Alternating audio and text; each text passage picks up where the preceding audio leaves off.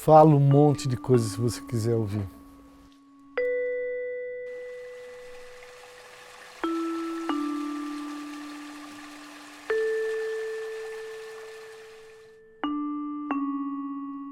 Na essência, eu acho que a criança e o jovem também são iguais.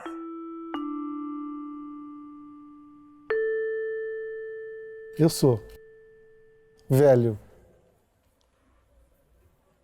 mas eu sou jovem. Sou jovem. Eu sonho como um jovem.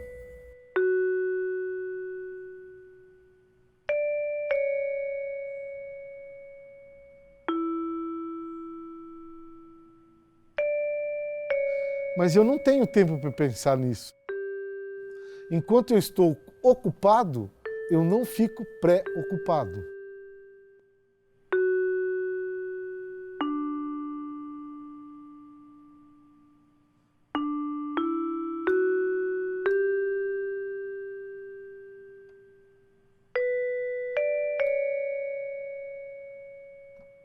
Foi uma coisa bonita, né?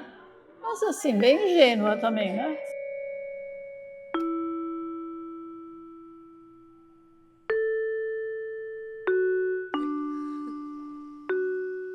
E aí vi meu tio chorar.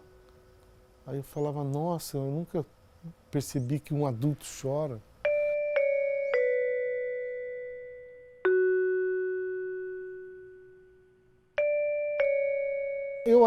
Eu penso que o velho, ele tem uma grande chance de ser sábio, entendendo o tempo, descobrindo o tempo que ele tem. Mas isso não é uma garantia que todo velho é sábio.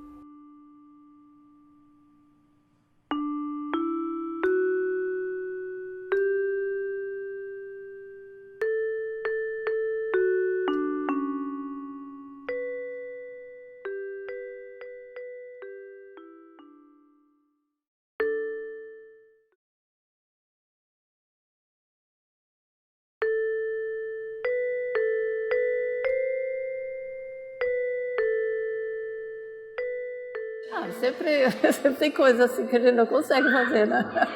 Mas a gente está tentando, né? Porque a gente tem agora aqui mais de 1.000 crianças, 1.200 crianças. E eu não sou professora para essas 1.200 crianças.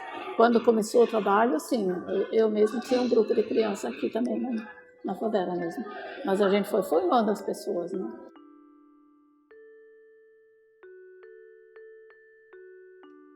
Eu vou produzir um espetáculo, eu vou escrever um texto onde eu coloque essa utopia e que eu possa fazer dessa menina uma protagonista do mundo e que ela possa refletir nas outras meninas, nos outros meninos, a possibilidade do protagonismo. Então essa é a minha busca, sabe? Do ser inteiro, do ser transformador. E que não tem idade para isso, sabe? Um choro de uma criança é uma semente de mudança. Então esse é o choro que eu fico escutando. E é isso que me faz escrever.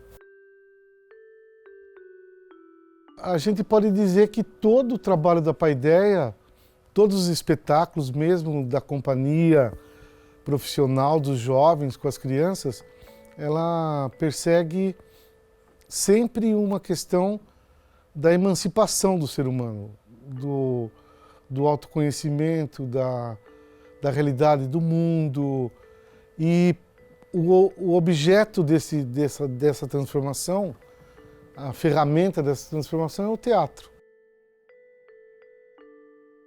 Os jovens, as crianças da Paideia, eles são vacinados pela utopia.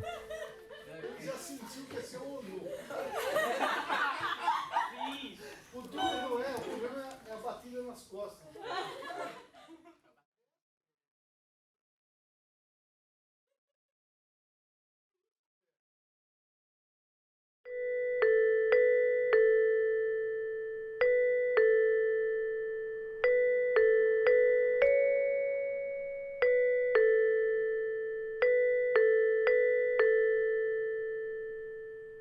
Meu pai me adorava, minha mãe me adorava, meus irmãos, uma família que acolhia.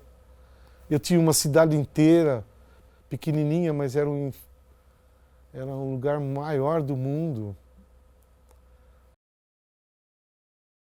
A gente brincava muito e na minha casa a gente fazia teatro, a gente fazia tudo isso, com coisas bem simples, porque na guerra você não tem material, né? Você não tem muita coisa. Então esse tempo livre eu ocupava sonhando, brincando. Brinquei muito, joguei muito futebol na rua, nadei em rio. Na infância, né, a gente deitava, era 7h30, sempre, todo dia 7h30. E aí meu pai contava uma história e minha mãe então dava aquele abraço, né? Abraço, tipo abraço de noite, né? Beijo da boa noite, né? Se eu lembro bem dela. Lembro bem dela costurando, porque ela que costurava toda a nossa roupa.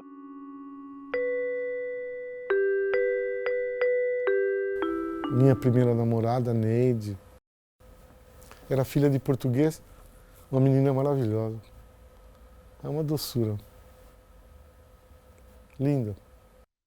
Ela passava todo dia na porta da minha casa. Eu insisti tanto que ela começou a olhar para mim. No Paquistão, depois, eu já estava com 18 anos, mais ou menos, 17 anos. Ele estudava lá, eu morava também.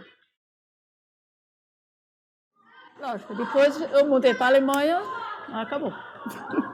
Quer dizer, não acabou tanto, porque a gente se inscrevia. E esse namorado, durante uns 30 anos, ele escreveu todo ano, na época de Natal, Merry Christmas e não sei o quê.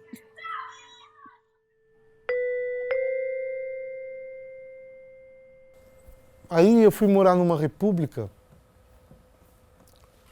e comecei a descobrir esse mundo político.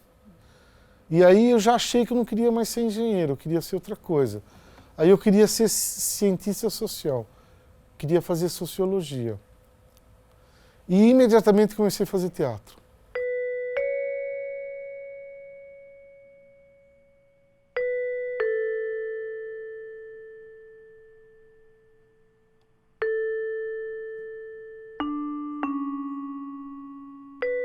Eu acreditava que o mundo ia mudar em 30 anos. Olha só. Eu queria justamente fazer algo para melhorar o mundo, né? Não é aquele ideal que a gente tem como jovem de transformar o mundo que a gente achou, né? E aí descobri minha profissão, no fundo foi isso, porque aí comecei a trabalhar com crianças, fazendo teatro, fazendo Olimpíadas, brincar, fazer trabalhos manuais, tudo isso com as crianças lá daquela favela. E aí eu falei, bom, eu vou mudar de vida, eu vou ser professora.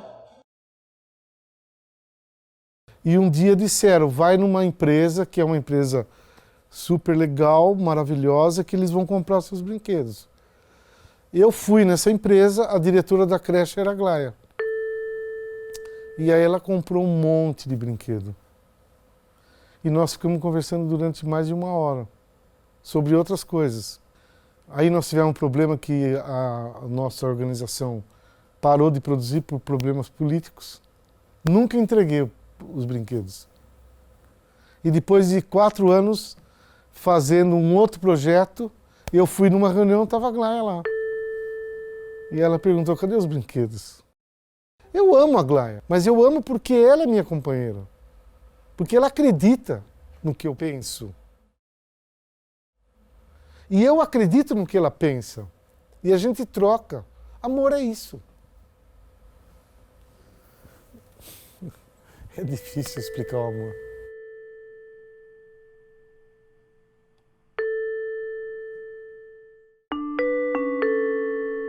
Aí eu fiz essa experiência aqui de voluntária. Quando cheguei de volta, toda a minha vida mudou. Quer dizer, eu também não podia mais casar com essa pessoa, porque eu mudei mesmo. Muita coisa para fazer. Tinha crianças morando em casa, crianças da favela, jovens também né? O Ciro, um monte de gente lá morando na minha casa. Aí foi indo aí não dava mais para pensar muito em namoro.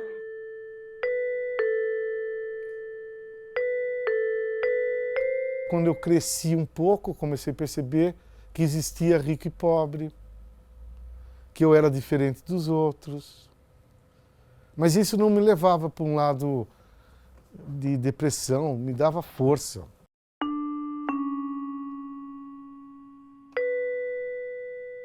Assim, como criança, você não consegue perceber bem assim, o que realmente passa na mente, na cabeça, no coração dos pais.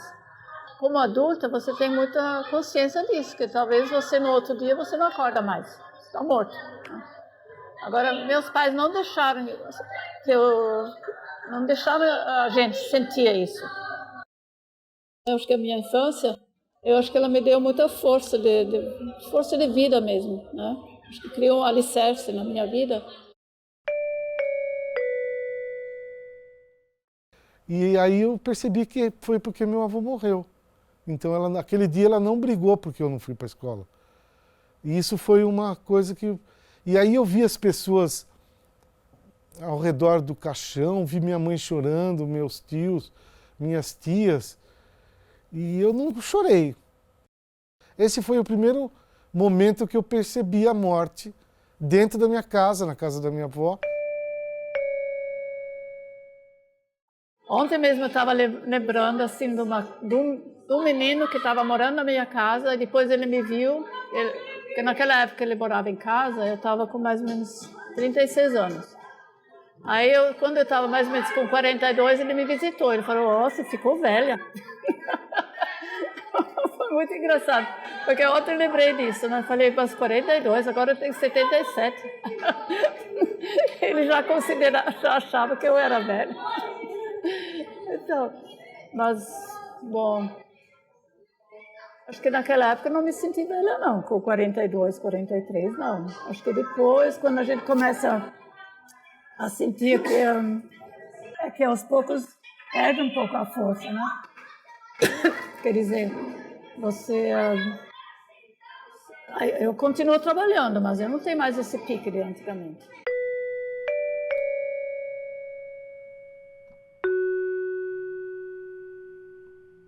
Agora, se eu faço um trabalho junto com a criança e com o jovem, a chance de acontecer é muito maior do que fazer com o velho.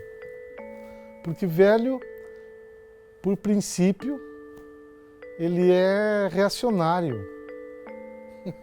E a criança não. A criança é o espelho de tudo que a gente fez de errado. Tudo.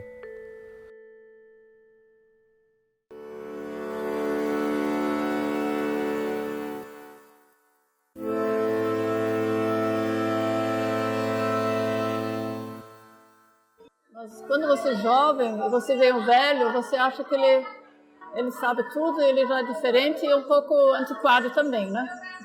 Assim. O jovem, ele tem como tarefa, por ser jovem, de não aceitar o velho. Então, eu chamo isso de uma certa arrogância. E que é natural e belo do jovem. O jovem, ele não vê a impossibilidade. E o velho consegue enxergar muito mais a impossibilidade. O velho, ele passou por isso e vai entendendo na carne, no pensamento, as impossibilidades como coisas concretas. E o jovem é uma possibilidade, a impossibilidade.